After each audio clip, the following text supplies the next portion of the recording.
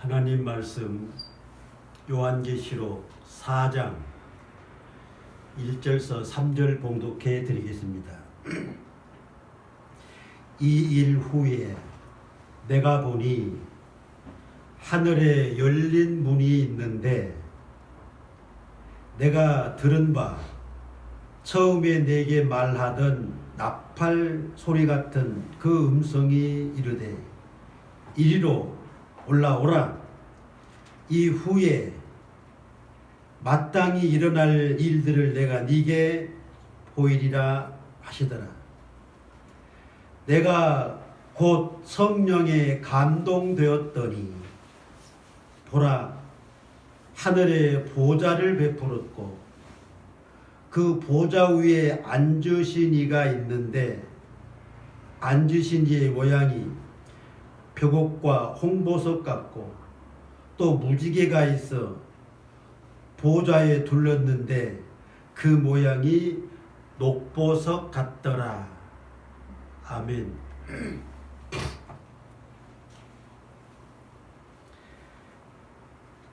봉독한 말씀에 의해서 내가 성령에 감동되었더니 하는 제목으로 말씀을 드리겠습니다.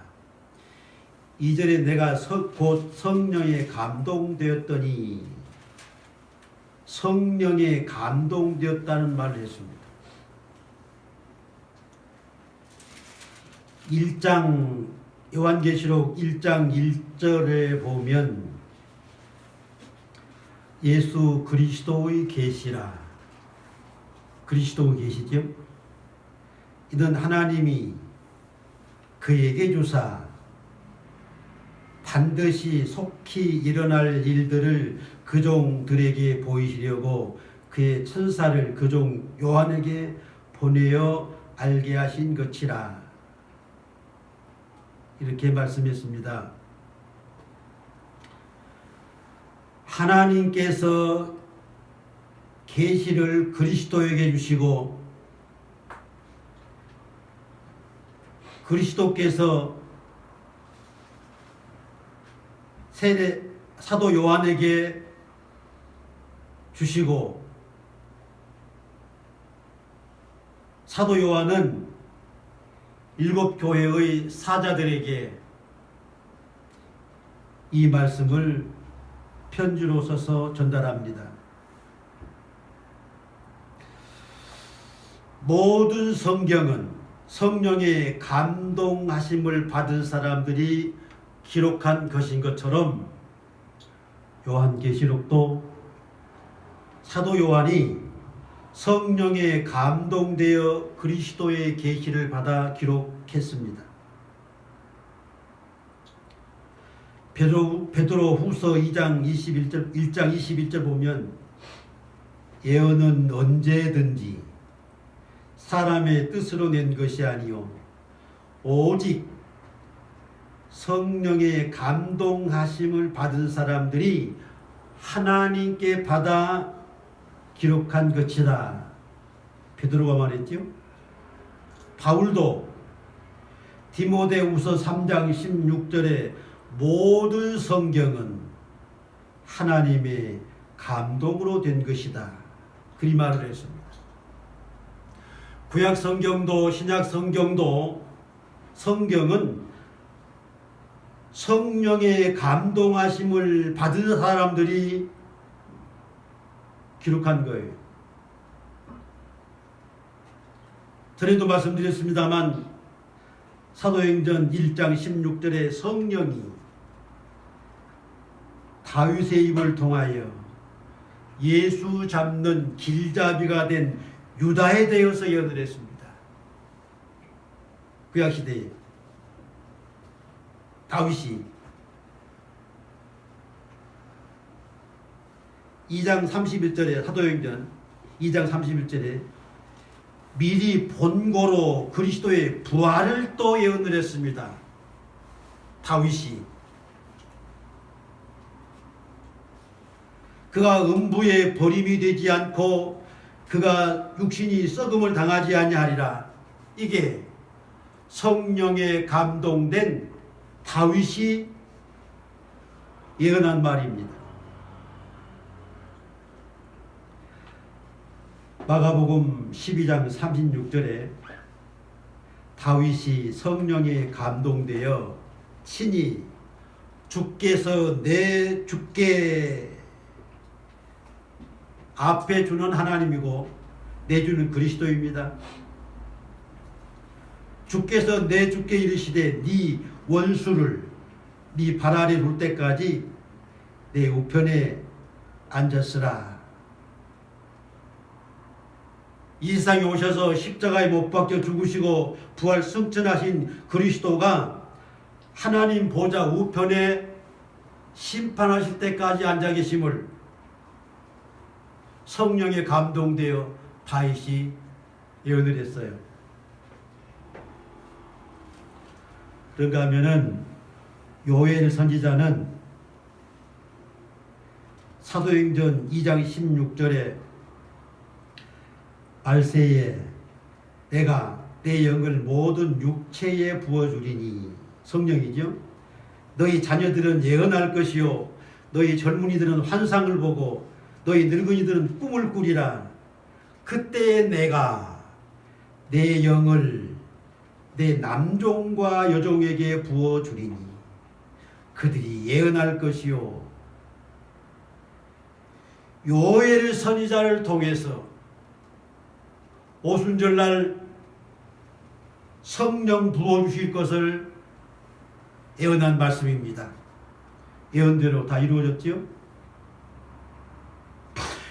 오순절날에 마가의 집에서 모여있는 약 120명의 무리들이 성령을 기다릴 때에 전체가 한 사람도 예외 없이 성령 부어주심을 받습니다. 성령의 감동을 받아요. 그 후에 사도행전 11장 17절 보면 가이사랴 고넬료의 집에 이방인이죠. 이방인들에게 성령을 부어주십니다. 천하 만민을 구원하시기 위한 성령의 역사의 태동입니다. 이에 대하여 베드로가 보고할 때에 사도행전 11장 17절에 하나님이 우리가 주 예수 그리스도를 믿을 때에 주신 것과 같은 선물을 그들에게도 주셨다. 가이사랴 집에 모인 그 많은 무리들에게 오순절날 마가의 집에서 우리에게 부어주신 성령을 그들에게도 부어주셨다. 그런 보고를 해요. 그랬더니 듣는 자들이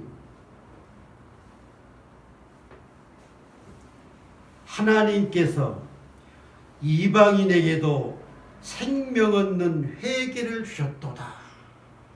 참 놀라하며 정말 하나님이 천하 만민을 구원하시기 위한 성령을 부어주셨다. 우리에게 적용된 말입니다. 유대인이든 이방인이든 차별 없이 구원하시는 하나님의 역사는 성령으로 말미암는 거예요. 유대인이든 이방이든 주의 복음을 듣고 믿는 자들에게 성령을 부어주시고 성령의 감동을 받는 것입니다. 첫째로 드릴 말씀은 주의 날에 대해서 말씀을 드리겠습니다. 계시록 1장 10절에 보면 주의 날에 내가 성령에 감동되어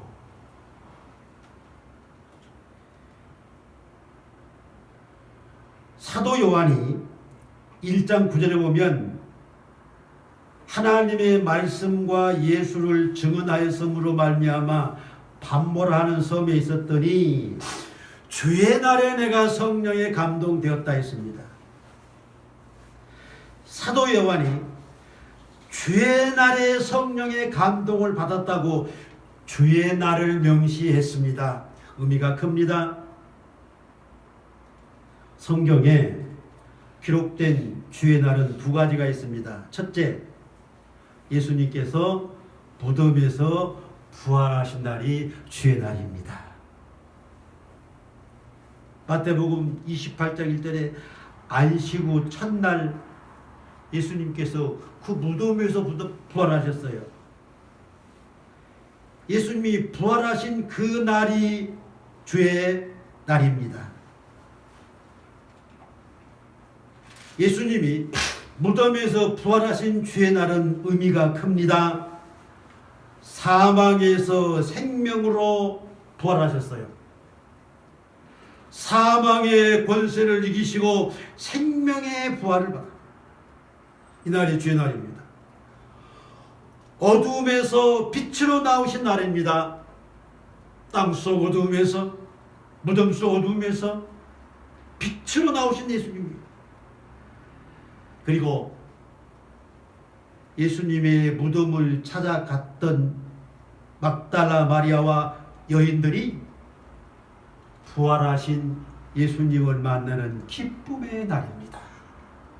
얼마나 참 좋은 날입니까? 주의 날이. 그리고 부활하신 예수님께서 제자들이 있는 곳을 찾아가셔서 제자들에게 나타나신 날이에요. 무덤을 찾아간 여인들이 예수님을 만나고 예수님을 잃고 슬픔과 두려움 속에 사로잡혀 있는 제자들을 예수님이 찾아가셔서 만나는 날이 주의 날입니다. 그리고 너희에게 평강이 있을지어다. 평강을 축복한 날이 주의 날입니다. 얼마나 좋은 날입니까? 이게 주의 날이에요. 오늘 우리가 주일날 예배 드리는 이 날이 주의 날입니다. 의미가 커요. 주의 날. 율법 시대는 토요 안식을 지켰습니다. 그러나 신약 시대는 일요 안식을 지키는데 우리가 지키는 이 일요 안식의 날이 주의 날입니다. 주의 날은 초대교회에서부터 지켜왔어요.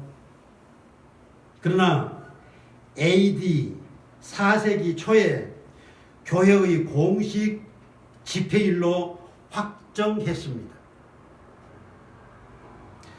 골로새서 2장 16절 이하에 보면 바울이 한 말입니다. 초하루나 안식일을 이유로 초하루나 안식일 문제로 누구든지 너희를 비판하지 못하게 하라. 이것들은 장래일의 그림자이나 몸은 그리스도의 것이 아니라. 이렇게 말을 했죠. 무슨 말입니까? 유대인들은 구약시대 수천 년 동안 토요 안식을 지켜왔는데 토요 안식을 지키지 않고 일요 안식을 지키는 일에 대해서 분쟁이 있는 거 아닙니까? 그것 때문에 바울은 안식일을 이유로 누구든지 너희를 비판하지 못하게 하라. 구약시대의 안식일은 율법은 장래일의 그림자일 뿐이다. 몸은 그리스도의 것이다.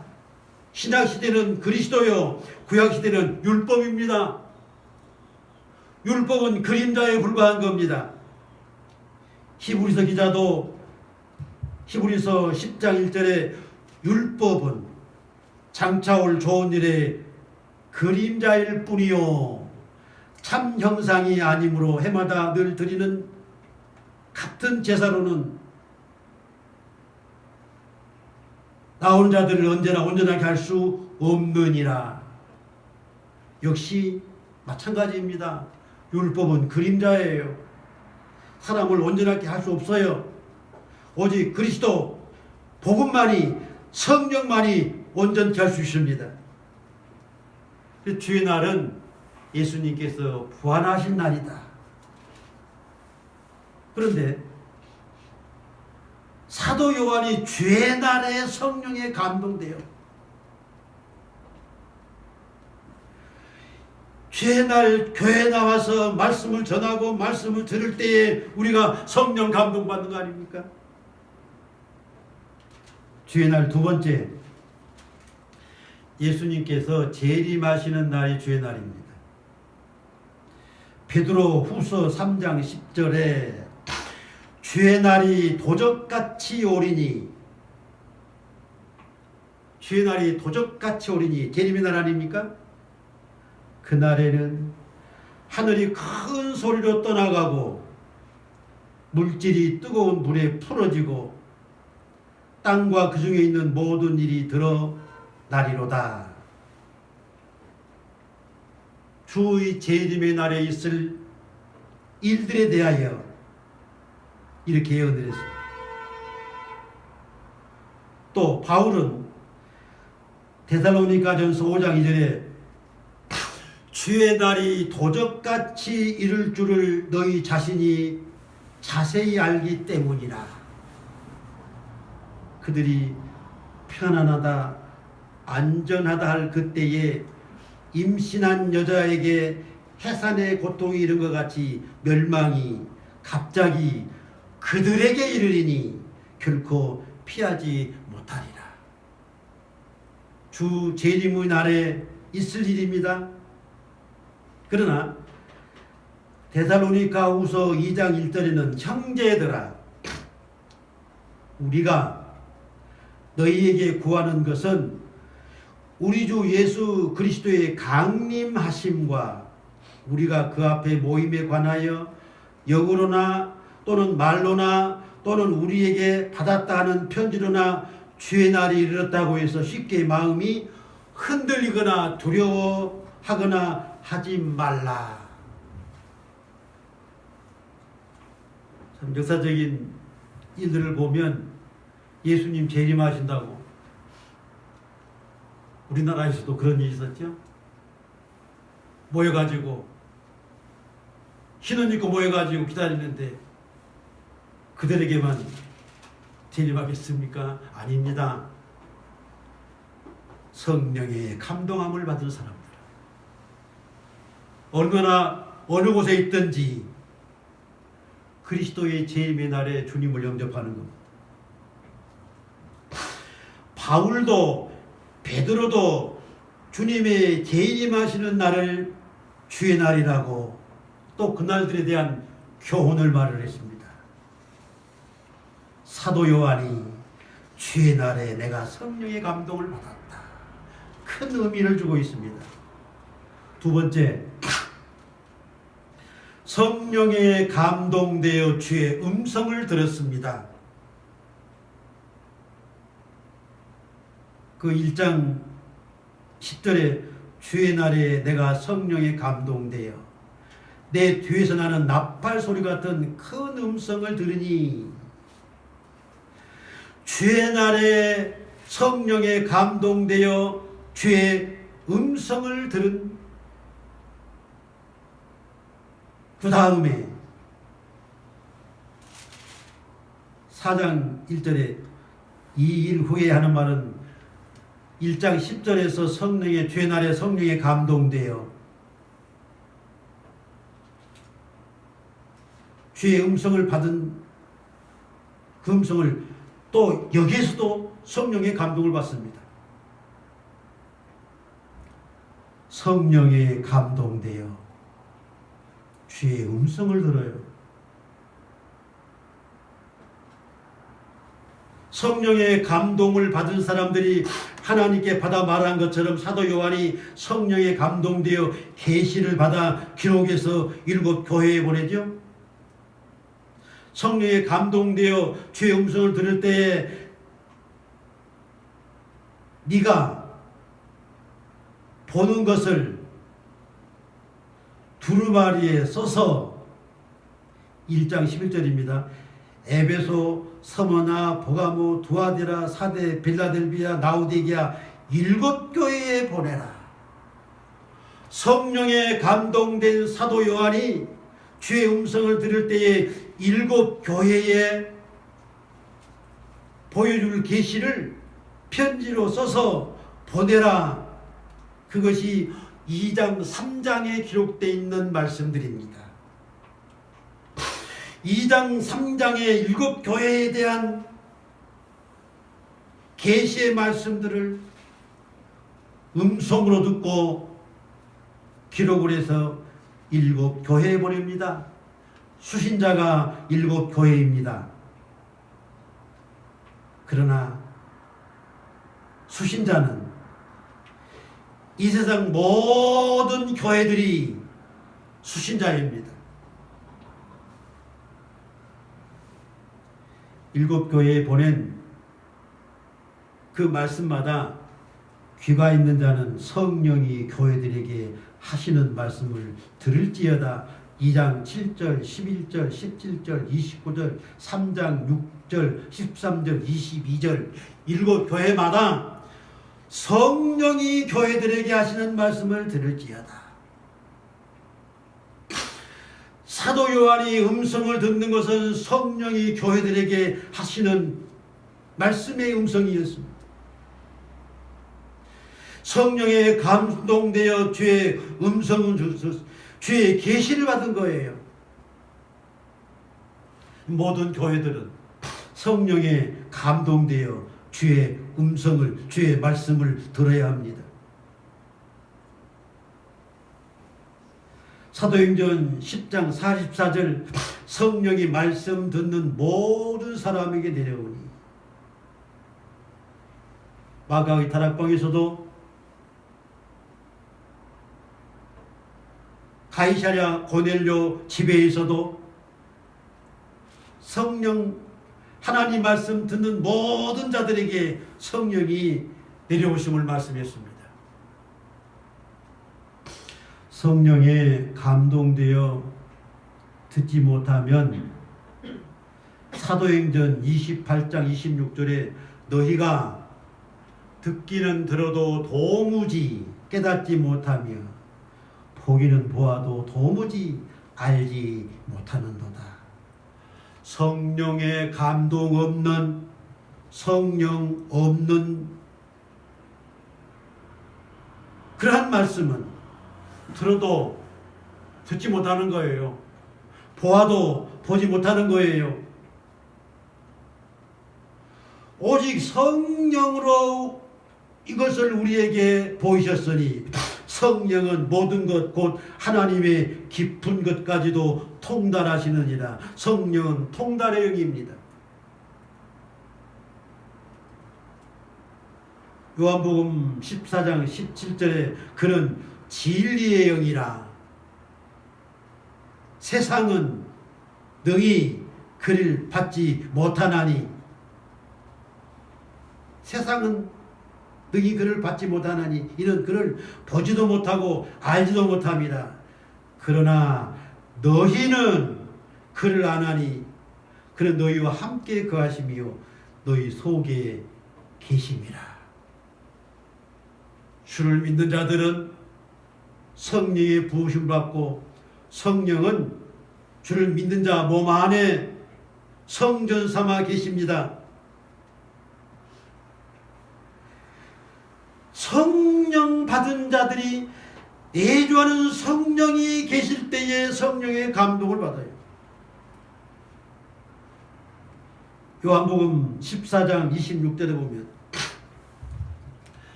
아버지께서 내 이름으로 보내실 성령, 하나님께서 예수님의 이름으로 성령을 보내주신다. 그가 너희에게 모든 것을 가르치시고 내가 너희에게 말한 모든 것을 생각나게 하리라.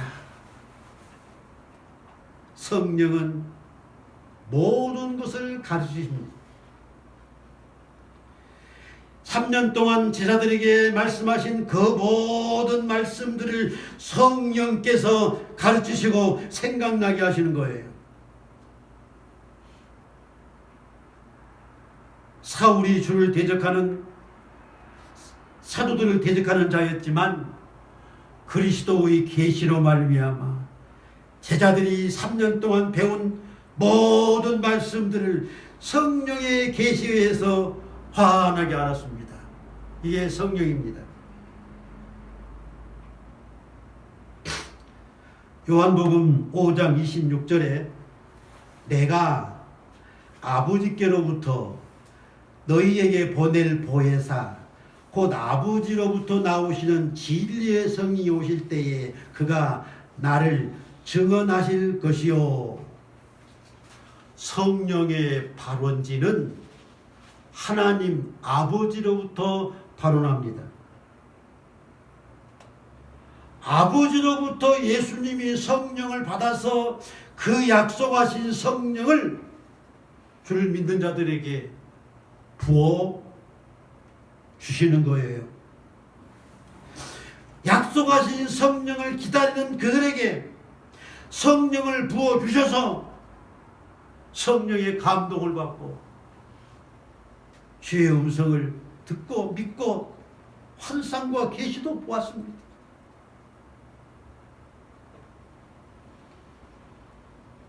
성령의 감동은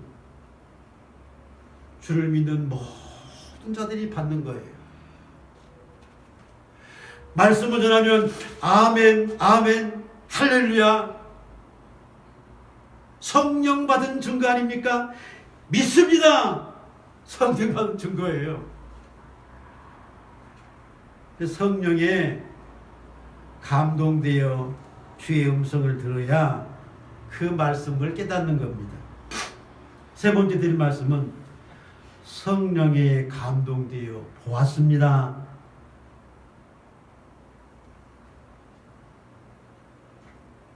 요한계시록 1장 10절에서 성령에 감동되어서 일곱 교회에 전할 계시의 말씀을 들었지요. 이제 본장이 와서 두 번째 계시를 받을 때에 그 일이 있은 다음 2일 후입니다. 내가 보니 했어요. 이제 보는 거예요.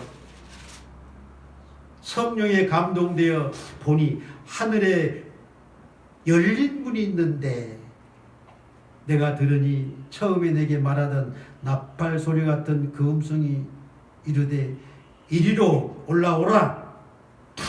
이후에 마땅히 일어날 일들을 내가 네게 보이리라 하시더라. 내가 곧 성령에 감동하였더니 하늘로부터 주의 음성이 날 때에 그가 곧 성령에 또 감동을 받습니다. 보라, 하늘에 보좌를 베풀었고 보라, 눈으로 보라는 거예요. 하늘에 보좌를 베풀었고 성령이 감동되어 요한계시록에 있는 모든 말씀들을 음성으로 듣고 눈으로 보았습니다. 그 본 것들 중에 몇 가지 말씀을 드리면, 첫째, 그리스도를 보았습니다. 그리스도를 보아요. 1장 12절에 몸을 돌이켜 나에게 말한 음성을 알아보려고 돌이킬 때에 7 금촛대를 보았는데 촛대 사이에 인자 같은 이가 발에 끌리는 옷을 입고 가슴에 금띠를 띠고 그의 머리와 털의 희가 흰 양털 같고 눈 같으며 그의 눈은 불꽃 같고 그의 발은 풀무에 단련된 빛난 주석 같고 그의 음성은 많은 소리와 같으며 그의 오른팔에 7 별이 있고 그의 입에 좌우에 날선 검이 나오고 그 얼굴은 해가 힘있게 비치는 것 같더라. 이것을 보았습니다. 이것을 본 사도 요한이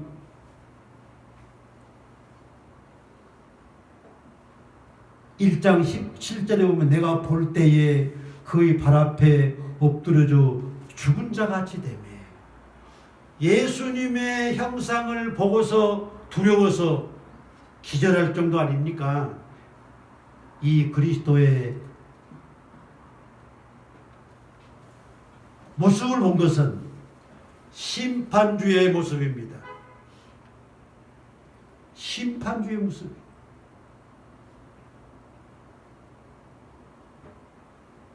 불꽃 같은 눈, 풀무에 단련된 빛난 주석 같은 이 모두가 다 심판주의 두려운 모습입니다. 심판주 앞에 두려워하지 않을 자 누가 있습니까? 그래서 예수님께서 그 죽은 자까지 된 자에게, 사도 요한에게 오른손을 내게 얹고 이르시되 두려워하지 말라. 1장 17절 하반절이에요.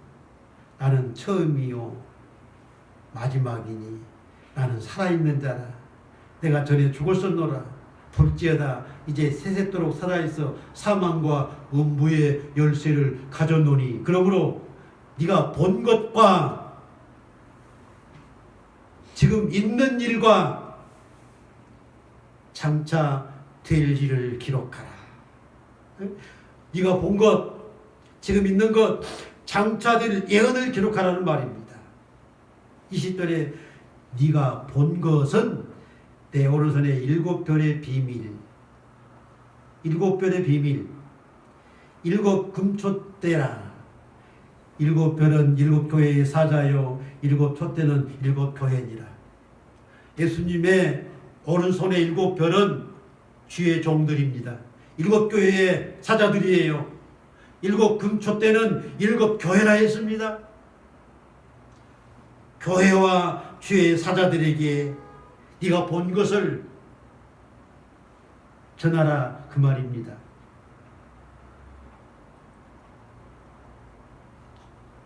얼마나 두려웠는지 기절할 정도니까 심판주의 모습은 세상 사람들이 오면 두려워 견딜 수 없는, 산하 무너져 내게 내 생명을 끊어다오 해 얼마나 두려움.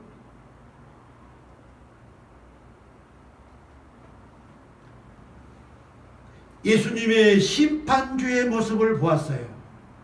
두 번째는 하나님 보좌를 보았습니다.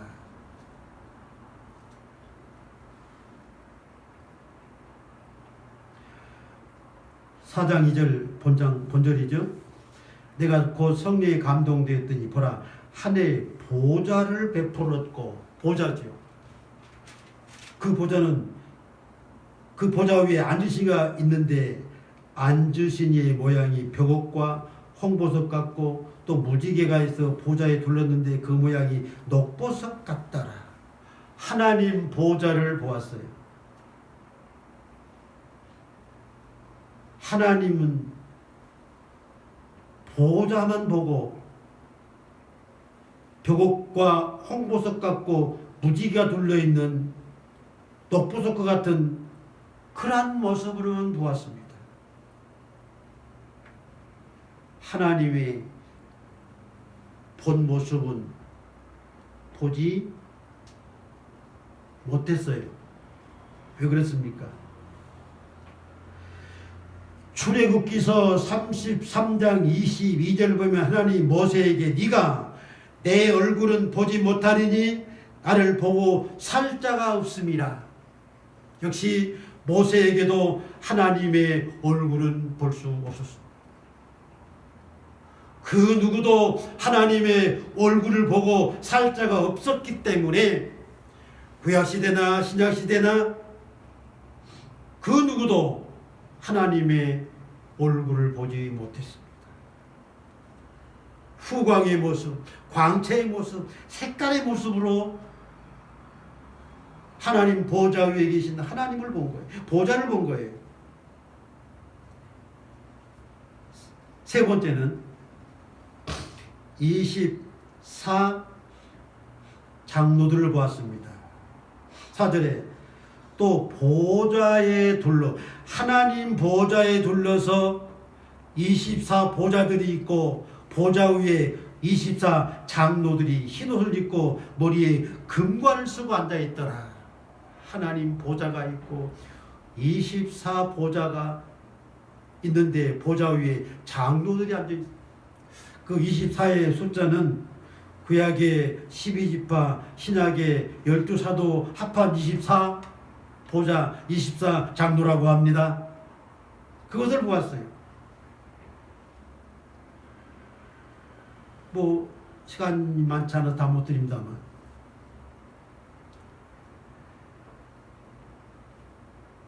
그들이 겉옷을 입고 머리에 금관을 쓰고 앉아 있어요. 하나님을 찬양하며 경배하는 그들. 그 다음에 네 번째, 내 생물을 보았습니다. 9절입니다. 그 생물들이 보좌에 앉으사 세세토록 살아계시는 이에게 영광과 존귀와 감사를 돌릴 때에, 보세요.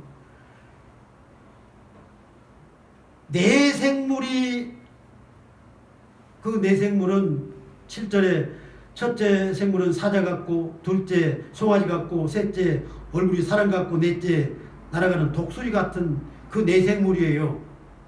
그들이 8절 하반절에 거룩하다 거룩하다 거룩하다 주 하나님 곧 전능하신 이여 전에도 계셨고 이제도 계시고 장차 오실리라.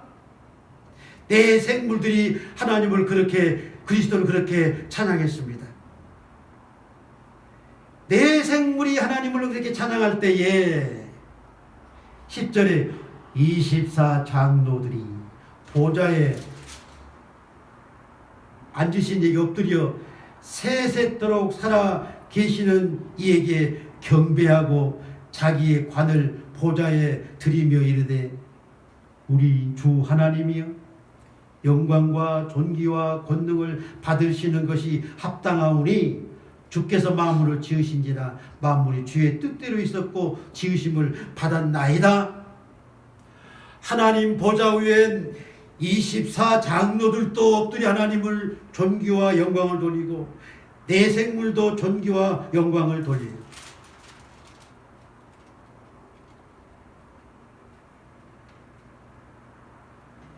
(5장 11절) 하나 더 보겠습니다.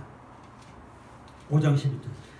내가 또 보고 또 보죠. 들음에 보좌와 생물들과 장로들을 둘러선 많은 천사의 음성이 있으니 그 수가 만만이요 천천이다. 하나님 보좌가 있고 내 생물이 보좌를 둘러서 있고 그의 장로들도 내 생물도 하나님을 찬양하며 영광을 돌리죠.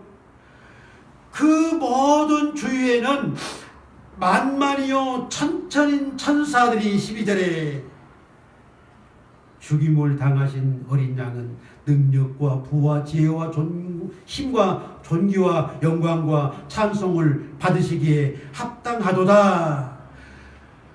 만만 천사의 천사들이 하나님 앞에 이와 같이 경배하며 찬양을 드리.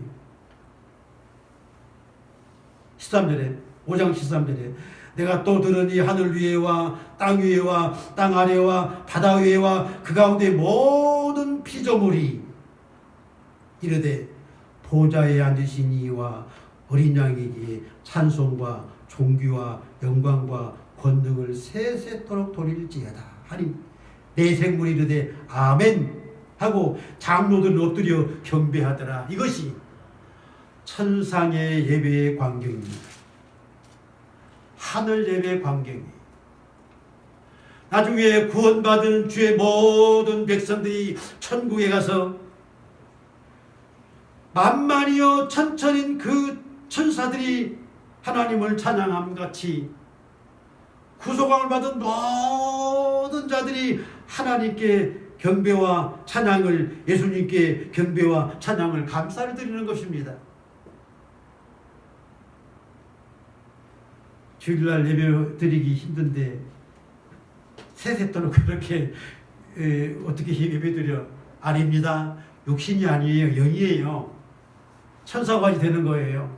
하나님께 예배 드리는 것이 즐거움이요 행복인 겁니다. 사도 요한이 성령에 감동되어 주의 음성을 듣고 하늘의 신령한 세계의 모든 것들을 세세히 눈으로 보고 기록한 것이 요한계시록입니다. 기도하겠습니다. 하나님 아버지, 사도 요한이 성령에 감동되어 주의 음성을 들었습니다. 일곱 교회에 대한 계시의 말씀드렸습니다. 성령에 감동되어 심판주의 두려운 모습을 보았고 하나님 보좌를 보았고 24장 노아 내생물과 만만 천천의 천사들이 하나님께 예배하는 것들을 보았습니다. 뿐만이 아니라 22장까지 천국의 아름다운 이 세상에서 그 무엇으로 비교할 수 없는 신비로운 영광의 세계를 보았습니다. 우리에게 이것을 사도 요한에게 듣고 본 것을 우리에게 이와 같이 전하여 주시옴을 감사드립니다.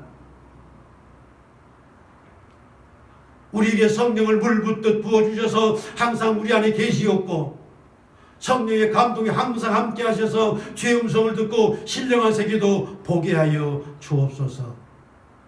우리 주님 예수님의 이름으로 기도하옵나이다. 아멘.